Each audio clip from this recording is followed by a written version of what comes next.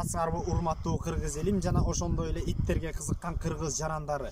Кантип өзүбүзгө керектүү иттерди тандап алабыз жана ошондой эле канча жаштан баштап үйрөтүүгө болот, кайсы илимдин негизинде үйрөтөбүз.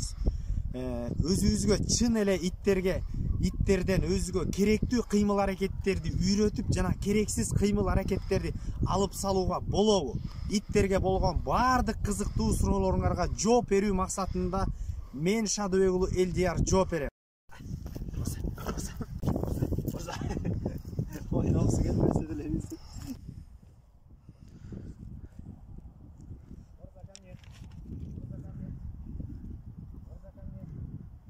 Мына эмесе биз машыгуунун биринчи этабын баштайбыз. Бул ит восточно-европейский овчаркасы атын да билбейт. Ат коюу жана үйрөтүүчү менен иттин ортосундагы мамиле. Бир жума бою биз иттин атына үйрөтүп жана ортодогу мамилени түзөбүз. Кандай амалдар менен бул нерсени үйрөтүп алышыбыз керек?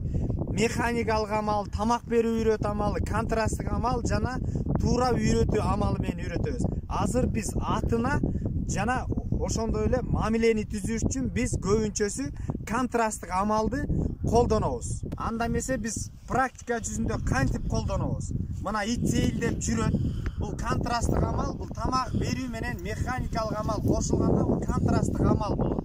Иттин атын айтабыз. Борза! Борза! Эч кандай маалыматы жок бул аты жөнүндө. Ошондо биз бул учурда механикалык кыймылды колдонобуз. Поводок бул механика. Өзүбүзгө тартабыз. Борза!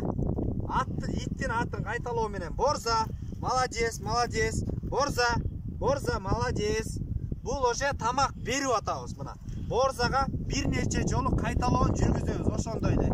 Ит кетти. Борза!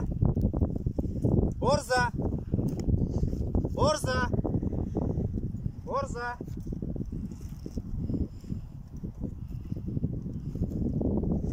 Мына келгенде тамак берип атабыз. Мына ушул эле практиканы бир нече жолу кайталоонун негизинде биз өзүбүзгө керектүү нерсени үйрөтүп алабыз. Борза, ко мне!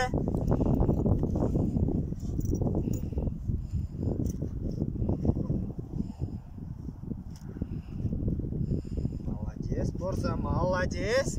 Молодец, хорош, хорош! Борза! Борза! Борза, ко мне! Борза, ко мне! Молодец! Молодец!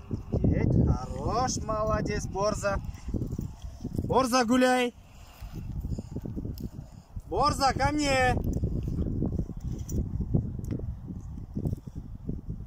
Мына. Анда эмесе достор, ушу атына үйрөтүү үчүн механикалык контрасттык амалды колдонуу менен ушул нерсени көп жолу кайталоонун негизинде биз иттин атын өзүнө көндүрүп алабыз.